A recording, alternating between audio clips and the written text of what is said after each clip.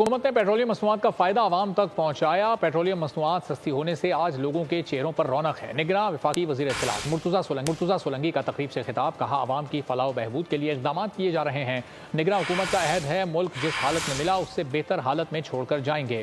انہوں نے کہا کہ سی پیک کی پاکستان میں ترقی میں سنگ میل کی حیثیت رکھتا ہے۔ پاکستان اور چین کے تعلقات ہر گزرتے دن کے ساتھ مضبوط سے مضبوط تر ہو رہے ہیں۔